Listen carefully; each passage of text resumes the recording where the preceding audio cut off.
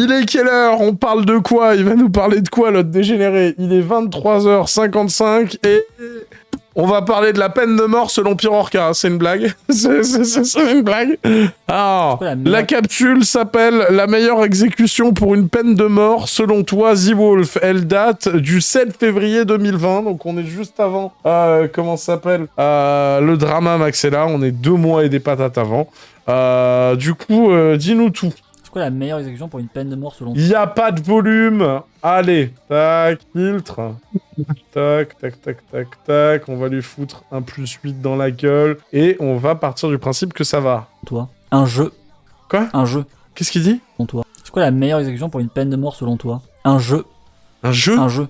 Genre Et c'est la roue de la pendaison tous les midis sur TF1. un jeu? Mais, enfin... Moi, c'est clairement un jeu. Un jeu en mode... Attends, c'est meilleure exécution, c'est pas la pire. Ok, d'accord. Genre, il doit... imagine, genre, Ninja Warrior, mais en dessous, c'est de la lave. Quoi? Pour moi, c'est clairement le mieux parce que t'arrives à retirer le côté dramatique de la mort en faisant ça. Mais quoi? Mais pas du tout quoi? Et tu crées du divertissement. Mais t'es sadique as fuck. Ah, si j'avais un minimum de scrupules d'avoir fait autant de vidéos sur ta gueule, elles viennent de s'évaporer, là, tu vois. C'est... Télé-réalité avec des gens qui tombent dans la lave, c'est ça qu'il veut faire. Ouais, grossièrement, c'est ça, d'accord, très bien, c'est très bien. Ouais, c'est ça, c'est après Interville, Inter-prison. Parce que peu importe la manière, si c'est dans un cadre sérieux que la Oh, personne pour se tes fait conneries, exécuter, putain. c'est malsain pour moi. Que ce soit une chaise Attends, quoi? Il vient de dire quoi? c'est dans un cadre sérieux que tu crées du divertissement. Parce que peu importe la manière, si c'est dans un cadre sérieux que la personne se fait exécuter, c'est malsain pour moi. Si la mort, elle est encadrée de manière Il faudrait que sérieuse... Gouro ce soit un clown. Non, mais c'est pas... Non, mais grossièrement, c'est ça ce qu'il est en train de me dire. Il est incroyable, ce con. Que ce soit une chaise électrique, par gaz, par injection, c'est malsain pour moi en fait. Cette ambiance sérieuse de genre, prions pour... Avez-vous une dernière volonté? Est-ce que je peux être libéré? Bien joué. Libérez-le s'il vous plaît. Donc là, le mec se barre, et en fait, il est pas exécuté, tu vois. Ce genre d'ambiance, c'est malsain, je trouve. Alors que... Quoi? Alors c'est peut-être moi qui vois ça comme ça, hein. Mais dans l'optique où genre, c'est un jeu, il y a un présentateur. Eh bonjour à tous et bienvenue. Non, mais attends, mais c'est vraiment ça, il y a un présentateur et tout. Oh merde. La poutre de l'enfer. Là, t'as un zoom sur une poutre comme ça avec un lac de lave en bas et le mec il doit traverser la poutre de gauche à droite et tout, tu vois. Saut. Non, mais c'est pas du tout un jeu, Saut. What the fuck, c'est pas du tout un jeu, c'est de la torture, Saut. C'est pas un jeu. Attends, parce que lui, il y a une différence pour lui entre John Kramer et ça. Et t'as un présentateur, tu vois, avec des plans drone machin et tout. Attention, est-ce qu'il va réussir à y aller? Et là, le mec il commence à marcher sur la poutre et les dit oh là là, balancez les ventilateurs. Et là, il y a des turbines qui font de l'air pour le gêner. Mais il est taré, cet homme. Tout de suite, en fait, Avec l'amusement les que ça piranhas en musique de fond. Ouais, c'est ça.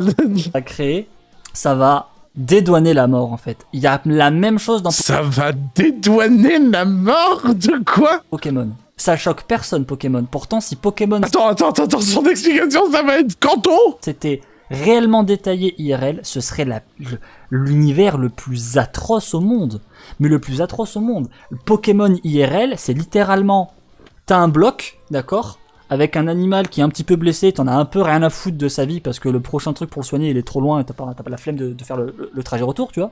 Tu le balances, ça sort un chien qui est un petit peu blessé, qui va littéralement bouffer le chien d'en face, ok? Et une fois que le chien d'en face, il est mort, tu vas aller voir le dresseur et tu vas lui dire, tu me files 500...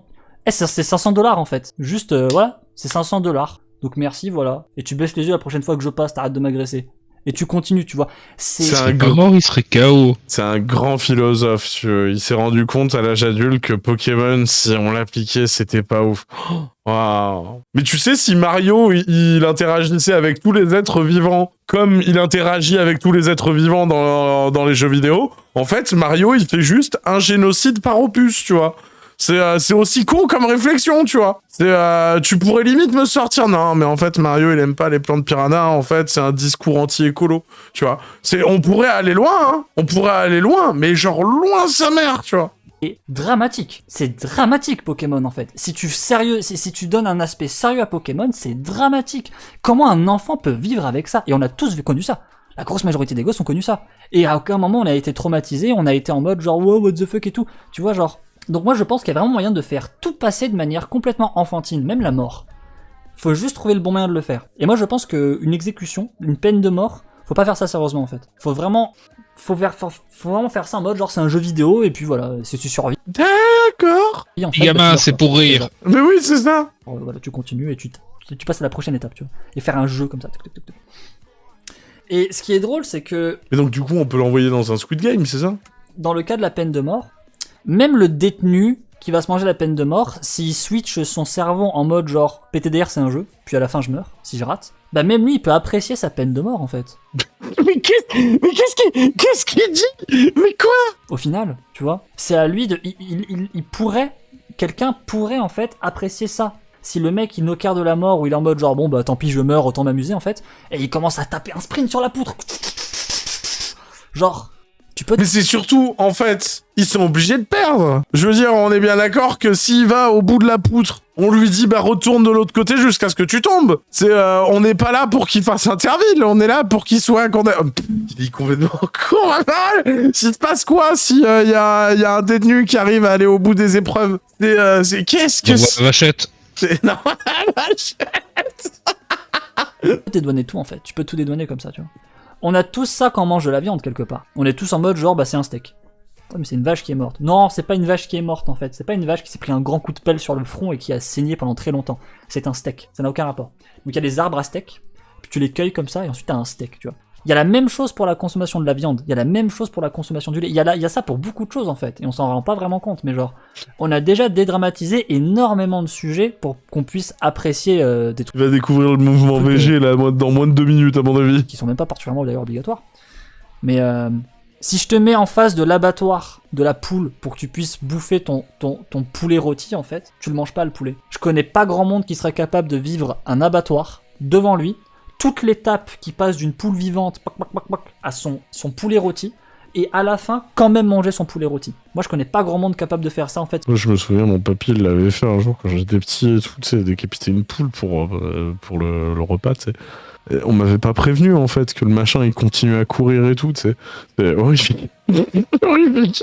Sentimentalement, tu vois. Mais là aussi, il faut le mettre en scène, comme ils ont fait dans South Park avec un jeu avec une grille pour que ça tombe sur la bonne case. C'est la même chose qui se passe. Quand tu vas dans un rayon de Carrefour et que tu prends des pignons de poulet, genre du steak haché, etc., t'as pas la vision de l'animal qui vient de se faire abattre, en fait. T'as pas ça. T'as pas l'animal qui avait une famille, qui avait son petit veau dans ses bras et tout, tu vois. Non, le veau, tu vas le La vache, elle avait le veau dans ses bras. bouffer parce que la sauce au miel, c'est pas possible. Tu peux pas passer à côté d'une sauce au miel. C'est la même chose qui se passe, tu vois. Quand tu fais des courses à Carrefour, c'est la même chose qui se passe. T'es en train de dédouaner la mort. Là, c'est un animal, donc il y a une sorte de... Vous vous rappelez que toute cette réflexion, elle émane de la question, c'est quoi pour toi la meilleure peine de mort, et qu'il essaye de nous vendre Interville avec son développement. de courant de pensée assez étrange, qui a dit que genre quand c'est les animaux ça va et quand c'est les humains c'est grave. On ne sait pas pourquoi, parce que moi je fais pas la différence entre les deux pour le coup. Mais il y a la même chose qui se passe en fait. Donc moi le problème c'est pas de se dire non la vie humaine c'est trop grave, c'est genre bah, dans ce cas-là pourquoi en fait il y a ça pour beaucoup de sujets à côté, mais pas pour ça. Et pourquoi est-ce qu'à la guerre, quand il y a une guerre, là tout le monde est en mode genre non c'est la guerre donc c'est normal si les gens meurent, mais what the fuck. Parce que C'est un enfant, vraiment, genre, qui vient d'entrer en seconde et qui découvre l'immensité du monde et l'hypocrisie humaine. C'est incroyable. J'arrive pas à croire que ce type-là, en fait, il a dépassé la vingtaine et qu'il te raconte ça, mais comme si ça l'avait choqué, quoi, en fait. Tu vois. Non pas que en soi, oh mon dieu, il y a des trucs qui ne devraient pas choquer ou quoi que ce soit, c'est pas ça. C'est juste, j'ai l'impression qu'il découvre. C'est fabuleux. que là dans le contexte de la guerre en fait, tous les cerveaux se conditionnent pour dire bon bah c'est la guerre en fait. Mais c'est horrible, une guerre. Ensuite, on peut tuer des gens, c'est pas grave et tout, tu vois. C'est trop bizarre. Ah ouais, putain, toi, tu vois les conflits armés comme ça. Ah ouais, d'accord. En vrai, c'est trop bizarre, tu vois. Et l'histoire a ça également, ce dédouanage en fait de choc émotionnel, il y a beaucoup ça, parce que quand on pense à Attila le Humain, Oh, tu sais que, en fait, plus je l'écoute parler, plus je me dis, mais en fait, il est incroyablement stupide. Mais genre, vraiment, vraiment, vraiment stupide. Du coup, tu vois, par exemple, là, il parle de conflit armé. Moi, dans ma tête, ça me rappelle le fait qu'il y a le conflit armé russo-ukrainien. On va pas parler du conflit, tu vois, c'est pas ça, c'est pas le sujet. Par contre, je me rappelle du coup que Pierre Orca, il est parti de la France en Russie, en voiture. Avec son QI de génie, vous croyez qu'il est passé par l'Ukraine ou... Franchement, tu vois, pour n'importe quel être humain, je me poserais pas la question. Personne passerait par un territoire animé par un conflit armé, tu vois. Non, mais dans le cas de Raphaël, tu vois, parce que là, tu vois, comment ça s'appelle? J'ai posé la question, il y en a les 3 quarts d'entre vous qui ont rigolé en mode, bah non, t'es con, il a pas fait ça. Vas-y. Réfléchis à ça 15 secondes. Est-ce que juste pour pas se la jouer différent et un peu edgy, au lieu de passer que par un truc genre la Biélorussie ou une connerie du genre, tu vois, le mec il se serait pas dit, eh bon, on va quand même passer par l'Ukraine. Hein? Personne viendra me chercher sur le territoire ukrainien. Personne n'irait y penser. Tu vois ce que je veux dire ou pas? Tu vois, parce que je suis conscient que ma proposition, elle est farfelue. Maintenant, si on peut la remettre dans le contexte du personnage ici présent, il y a moyen. À Genghis Khan, des gens qui ont conquéri l'Eurasie. Personne n'ira me chercher, moi, Raphaël Atafi, en Ukraine, en direction de la Russie. Oh putain. Oh, mais tu sais qu'il y a toujours la question du comment il est allé là-bas, tu sais. C'est moi, le seul truc que je vois, c'est véhicule de location. Tu sais, les gars, ils prennent un véhicule et ils se barrent, tu vois. Allez, direction Moscou. Putain, c'est taré. Comme ça, sur un cheval, tu vois. Et qui est sur un cheval. Quelqu'un passe, il découpe sa tête comme ça. Ah, c'est cadeau. Viole sa femme, tiens. Ça, c'est Attila le 1, tu vois. Quand on pense à Attila le 1, il y a une sorte d'admiration, tu vois, sur l'aspect conquête. Mais à vivre, en fait, ça devait sûrement être le plus gros connard du monde, Attila le 1. Non, sérieux? Mec, il a fait Mongolie. Les plus grands conquérants sont des effroyables fils de pute. Waouh, putain. C'est incroyable, on apprend des trucs avec Raphaël, c'est ouf. Rome, et il Donc, a Gengis éclaté Khan, tout- il aurait pas le prix Nobel de la paix. Non, sérieux, je suis chaud, je suis chaud, frère. Moi, je m'attendais pas à telle révélation historique et tout, la tochette. Enfin, franchement, waouh. qu'il y avait sur le chemin. Il a pillé, violé et tué toutes les personnes qui étaient sur le chemin entre Mongolie et Rome.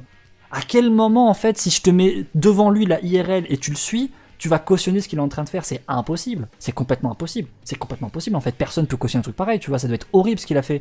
Mais Ben oui. maintenant, comme l'histoire, c'était il y a super longtemps, tu vois. On pense pas à ça. Il y a une sorte Mais comment ça, on pense pas à ça? Attends. Oh putain, c'est pas possible.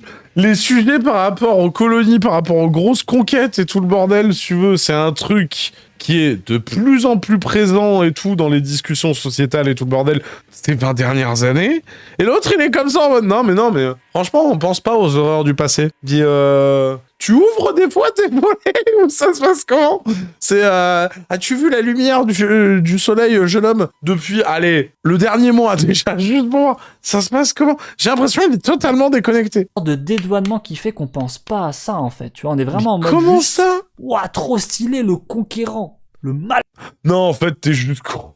alpha. C'est tout ce qui se Le passe. mal alpha. Ah ouais, putain. On pense pas à autre chose que ça. Wow, le mal alpha, tu vois. Ah ouais, bien sûr. Moi, tu me parles de Napoléon, le premier truc qui me vient, c'est oh, mal alpha. Hein. Je croyais que c'était plutôt immonde connard, tu vois, mais bon, enfin, très bien. Il y a ça pour Genghis Khan.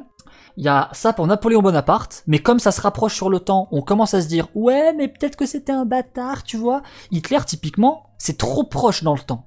C'est trop proche dans le temps pour qu'on puisse penser à cet aspect conquérant de se dire, bah, il est... Oh, bordel de merde. Il va pas émettre l'hypothèse que dans 200 ans, en fait, on verra Hitler comme genre Attila ou une connerie du genre. parti de rien, et il a conquéri l'Allemagne et une grosse partie de l'Europe, et ensuite, bah, il a perdu, il est mort. Parce qu'Attila le 1, il a perdu de manière encore plus stupide, genre il est mort dans un saignement de nez. Super, bravo. Voilà, le mec il éclate tout le monde et ensuite il a une grippe donc il meurt. Fallait mettre le masque. Il l'a fait. Hitler c'est trop proche dans le temps, tu vois. Moins d'un siècle. Du coup, il n'y a pas cet aspect conquérant d'Hitler par exemple, tu vois. On se dit pas genre, ouah, stylé, tu vois. Non. Tu me dis complètement fada. Non, voilà. Parce que c'est trop proche dans le temps, il y a tout un entretien en fait de genre, ouais, il a fait des choses horribles, il a fait ça, il y a du conditionnement sur plein de sujets pour continuer Il y a du conditionnement sur plein de sujets. Il est incroyable quand même. à dire, mais c'est un bâtard le mec en fait, tu vois. Sans que tu puisses vraiment uniquement parler Mais du... tu sais, tous les grands noms de l'histoire, ça a souvent été des bâtards. Tout comme la quasi-totalité des hommes de pouvoir étaient des enculés égocentriques, tu vois. Il est marrant, lui, il voit un grand nom, tu sais, dans un chapitre d'histoire, et il se dit, il y en a bien, il doit être sympa, non? Mais non, pas du tout, à quel moment? Du côté historique chez Hitler, par exemple. Mais je pense typiquement que dans 200 ou 300 années, il y a moyen que Napoléon et Hitler soient mis au même niveau, pour le coup, parce que Ah ouais, il l'a vraiment fait. les choses horribles qui se sont passées, ça va être dédouané, ça va être atténué par le temps, par le fait que c'est trop loin dans le temps, tu vois. Quand on pense à Genghis Khan, on pense pas aux mauvaises choses qu'il va faire. Quand on pense à Napoléon Bonaparte, on commence à penser un petit peu, on commence à chercher. Hitler, c'est directement on pense C'est l'excuse psychodélique, c'est non, mais il y a non-lieu, il y a prescription. Ah, c'était il y a 2 ans et tout, tu sais. d'abord à ça, tu vois, d'abord ce qu'il y a de mauvais, tu vois. Mais il est con. Ah oui, ouais, ça je peux répondre, ouais. Complètement. Il y a moyen que dans 2-3 siècles, il y ait cet aspect tout aussi décomplexé, tu vois, sur la prise de pouvoir qu'il a réussi à faire en Allemagne, par exemple. C'est incroyable, hein. La capsule, c'est la meilleure exécution pour peine de mort, hein. C'est ça la question. C'est tu lui laisses 8 minutes et il te dit Hitler, Napoléon, même combat. C'est pas... Très bien. Napoléon et Hitler n'ont rien à voir. Mais j'ai pas dit qu'ils étaient pareils. Je parle de l'aspect conquérant. Les deux ont conquéri énormément en fait de territoires et sont partis de pas grand chose pour devenir à la tête d'un État et commencer à conquérir à droite à gauche et jouer Age of, tu vois. Il a fait quoi de mauvais selon toi, Napoléon? Je sais pas, je suis pas renseigné sur la vie de Napoléon, sur le sujet, donc je ne m'avancerai pas là-dessus. J'ai pas tendance à parler sur des sujets que je ne connais pas ou que je maîtrise pas. Mais tu vas le comparer à Hitler. Oh merde. Mais voilà, j'explique juste en fait qu'il y a ce dédouanement en fait, tu vois, de la mort et du côté horrible. Plus c'est loin dans le temps, plus ça s'atténue et plus on va reprendre uniquement les bons points en mode genre, waouh, le conquérant, tu vois, le conquérant. Voilà. Donc pour en revenir du coup à la peine de mort, parce qu'on parlait de la peine de mort à la base, on a fait tout un long sujet de peine de mort. Ah putain, mais il en est conscient. Or, je pense que la peine de mort, c'est quelque chose qui peut être complètement dédouané dans l'instant présent avec un côté très enfantin, paradoxalement, et mettre ça sous forme de jeu, en fait. Moi je trouverais ça stylé. Moi je serais pas contre, en tout cas, je serais même complètement favorable. Mais une peine de mort de type, dernière volonté, machin, les gens qui pleurent, la famille qui va voir, genre, non, c'est bon. C'est terrible. Je trouve ça lourd et pesant pour rien, tu vois. Voilà. Non, mais en fait, moi, j'ai un problème avec la mort. Je trouve pas ça très jovial. Ça m'emmerde. Tu sais quoi? Est-ce qu'on pourrait pas rajouter des confettis, tu vois? Un petit piano en ragtime, la musique des piranhas au fond, tu vois? C'est une peluche de Nemo. Voilà. Là, tu vois, tu chiales moins, là, regarde, il y a une peluche de poisson et tout. Mais t'es complètement con, ma parole! Et si le gars est un crack et réussit toutes les épreuves, on continue jusqu'à la mort. Bah si le mec est sur toutes les épreuves, en fait, il devient le chef des épreuves. Et du coup, c'est à lui de concevoir les épreuves pour les autres. Mais ça marche pas comme ça, il est condamné à mort, le bout. Il est pas ingénieur. Qu'est-ce que c'est que ça? Et hop, on a réhabilité le mec, tu vois. Mais quoi, vous avez marché sur une poutre. Vous voyez concevoir le prochain jeu. Mais moi, je fais pas ça. Moi, à la base, j'étais électricien. Oui, je m'en fous. D'accord, ok. Passer de genre grand psychopathe à concepteur architecte des nouvelles épreuves. Donc c'est lui qui... Concepteur architecte. Ouais. Qui va tester les autres, tu vois. Le mec, il conçoit maintenant les épreuves, tu vois. Hop. On l'a réinséré au sein de sa prison. C'est fort. Le mec qui est en tôle, il a été réinséré en tôle. Il sortira pas de la tôle, mais il est réinséré dans la tôle. Il a une vie en société, parce que la tôle est un jeu télévisé, tu vois. C'est fantastique. C'est fantastique en vrai. C'est super. Voilà. D'accord. On lui dit qu'il y a des films et des épisodes de séries qui ont traité du sujet. On lui laisse la surprise. Alors, en fait, tu pourrais lui laisser la surprise, mais il ne le découvrira jamais parce que c'est un inculte en termes de culture générale et tout le bordel. Et il se revendique de ça. Il se revendique en mode non, mais tu comprends, comme ça, je peux écrire un univers original sa mère et tout. J'ai jamais vu Le Seigneur des Anneaux et tout le bordel, tu vois. Donc du coup, ouais, non, il s'en battra les reins, frère. Mais d'accord. Donc Hitler, Napoléon, quelque part, même combat, hein, visiblement. Source, Pierre Orca, parce que tu comprends, dans 300 ans, on sera moins vénère envers Hitler. C'est bien connu. Vous pouvez leur déjà dire au revoir à YouTube. YouTube, tu peux liker, commenter, t'abonner, partager, gommer l'algorithme, nous joindre sur Kik ou sur Trovo, sur YouTube ou sur Twix, ou sur Spotify, ou sur Spreadshirt, tu fais un peu ce que tu veux. Mon cher Madge, t'es convaincu par le choix de Raphaël sur l'ustensile adéquat? Franchement, ouais. ouais. L'émission de télé avec le lac de lave, là, et puis les clowns avec la musique des piranhas, ouais, ça le fait. Puis les vachettes, faut pas oublier les vachettes. Tu sais qu'au début, je croyais qu'on avait surinterprété, tu vois. Il a parlé du présentateur. Je fais, tu te fous de ma gueule. C'est sérieux. Il y a tout. Il y a un épisode de Sliders où il y a une loterie qui dirige toute l'économie comme ça. Puis si tu gagnais à la loterie, enfin, en gros, bah, t'as crédit illimité, tout ça. Mais le truc, c'est que ça dure que quelques jours. Parce qu'après, bah, tu dois te suicider. C'est comme ça qu'ils régule la population. D'accord. Ça lui plairait peut-être. C'est médiatisé à la télé dans le monde où ça se passe et tout et tout. Ah ouais, en tout cas c'est jovial. Il aime pas les enterrements. Oui. Pas comment ça s'appelle. Pas guiré. Comment on fait pour couper cette merde? Nico Saliaga, son Le animateur. Vas-y.